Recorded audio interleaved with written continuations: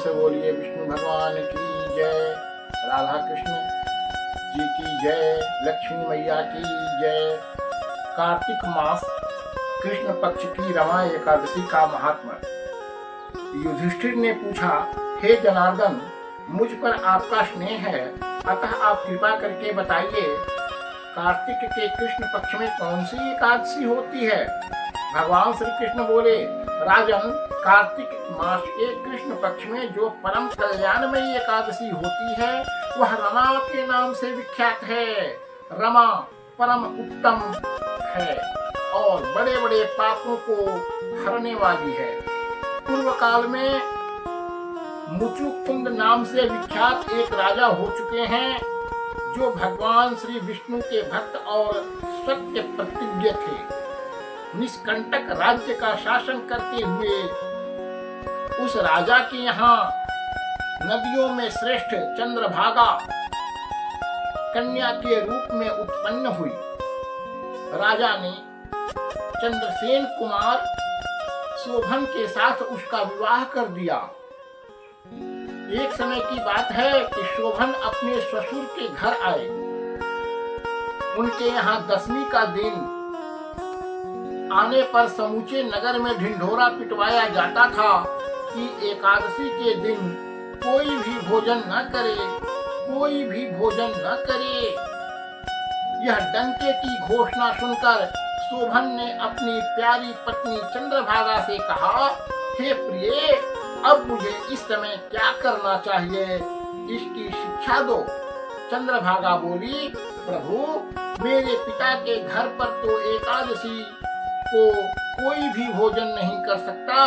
हाथी, घोड़े, हाथियों के बच्चे तथा अन्य पुरुष माने अन्य पशु भी अन्न, घास तथा जल तक का आहार नहीं करने पाते। फिर मनुष्य एकादशी के दिन कैसे भोजन कर सकते हैं? हे प्राणनाथ, यदि आप भोजन करेंगे तो आपकी बड़ी निंदा होगी। इस प्रकार मन में विचार करके अपने चित्त को दृढ़ कीजिए। शोभन ने कहा, हे प्रिय, तुम्हारा कहना सत्य है, मैं भी आज उपवास करूंगा। दैव का जैसा विधान है वैसा ही होगा। भगवान श्री कृष्ण कहते हैं, इस प्रकार दृढ़ निश्चय करके शोभन ने व्रत के नियम का पालन किया। सुधा से उसने शरीर में पीड़ा होने लगी उनके शरीर में, अतः वे बहुत ही दुखी हुए। भूख की चिंता में पड़े पड़े सूर्यास्त हो गया। रात्रि आई तो हरि पूजा परायण तथा जागरण में आसक्त वैष्णव मनुष्यों का हर्ष बढ़ाने वाली थी, परंतु वही रात्रि शोभन के लिए अत्यंत दुखदायिनी हुई। सूर्योदय होते होते उनका प्राणांत हो गया। राजा मुचुकुंद ने राजोचित काष्ठों से शोभन का दाह संस्कार कराया। चंद्रभागा पति का परलौकिक कर्म करके पिता के ही घर पर रहने लगी। नृप श्रेष्ठ रमा नामक एकादशी के व्रत के प्रभाव से शोभन मंदराचल के शिखर पर बसे हुए परम रमणीय देवपुर को प्राप्त हुआ। वहाँ शोभन द्वितीय कुबेर की भांति शोभा पाने लगा। राजा मुचुकुंद के नगर में सोम शर्मा नाम से विख्यात एक ब्राह्मण रहते थे। वे तीर्थ यात्रा के प्रसंग में घूमते हुए कभी मंदराचल पर्वत पर गए। वहाँ उन्हें शोभन दिखाई दिए। राजा के दामाद को पहचान कर वे उनके समीप गए। शोभन भी उस समय द्विज श्रेष्ठ सोम शर्मा का आया जान शीघ्र ही आसन से उठकर खड़े हो गए और उन्हें प्रणाम किया। फिर क्रमशः अपने ससुर राजा मुचुकुंद का, प्रिय पत्नी चंद्रभागा का तथा समस्त नगर का कुशल समाचार पूछा। सोम शर्मा ने कहा, राजन, वहाँ सबकी कुशल है, यहाँ तो अद्भुत आश्चर्य की बात है। ऐसा सुंदर और विचित्र नगर तो कहीं किसी ने भी नहीं देखा होगा। बताओ तो सही, तुम्हें इस नगर की प्राप्ति कैसे हुई? शोभन बोले, हे द्विजेंद्र, कार्तिक मास के कृष्ण पक्ष में जो रमा नाम की एकादशी होती है, उसी का व्रत करने से मुझे ऐसे नगर की प्राप्ति हुई है। ब्राह्मण, मैंने श्रद्धाहीन होकर इस उत्तम व्रत का अनुष्ठान किया था, इसीलिए मैं ऐसा मानता हूँ कि यह नगर सदा स्थिर रहने वाला नहीं है। आप मुचुकुंद की सुंदरी कन्या चंद्रभागा से यह सारा वृतांत कहिएगा। शोभन की बात सुनकर के सोम शर्मा ब्राह्मण मुचुकुंदपुर में गए और वहाँ चंद्रभागा के सामने उन्होंने सारा वृतांत कह सुनाया।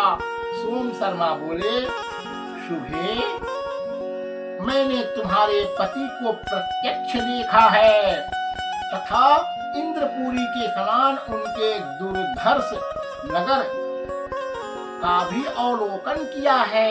वे उसे अस्थिर बतलाते हैं, तुम उसको स्थिर बनाओ। फिर चंद्रभागा ने कहा, हे ब्रह्मर्षि, मेरे मन में पति के दर्शन की लालसा लगी हुई है, आप मुझे वहां ले चलिए। मैं अपने व्रत के पुण्य से उस नगर को स्थिर बनाऊंगी। भगवान श्री कृष्ण कहते हैं, राजन, चंद्रभागा की बात सुनकर के सोम शर्मा उसे साथ ले मंदराचल पर्वत के निकट वामदेव मुनि के आश्रम पर गए।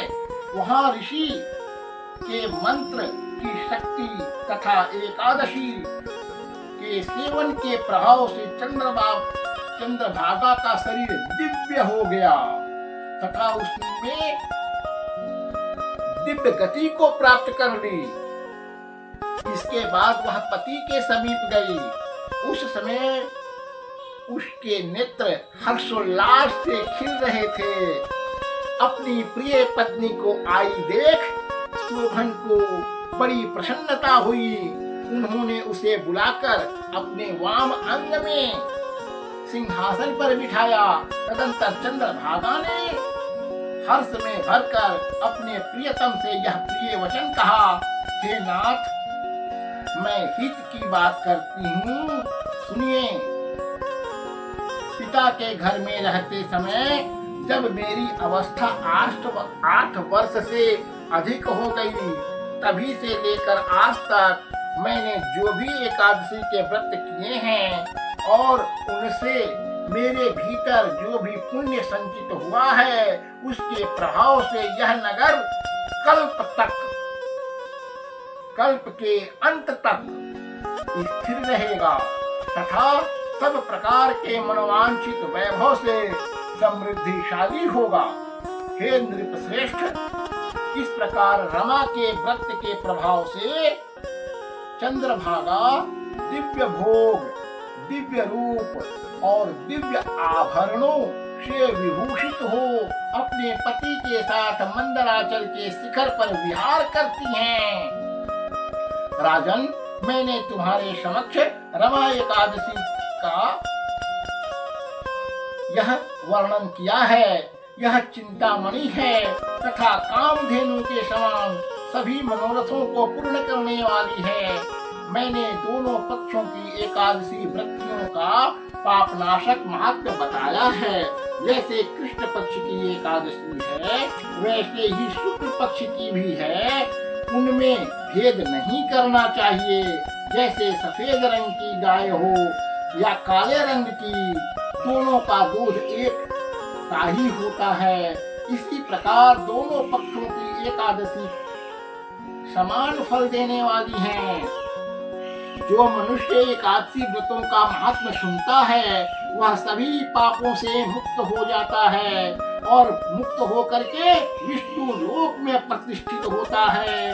प्रेम से बोलिए विष्णु भगवान की जय, श्री कृष्ण भगवान की जय, राधे कृष्ण की जय, लक्ष्मी मैया की जय। ओम जय जगदीश हरे, स्वामी जय जगदीश हरे। भक्त जनों के संकट, दास जनों के संकट क्षण में दूर करे। ओम जय जगदीश हरे,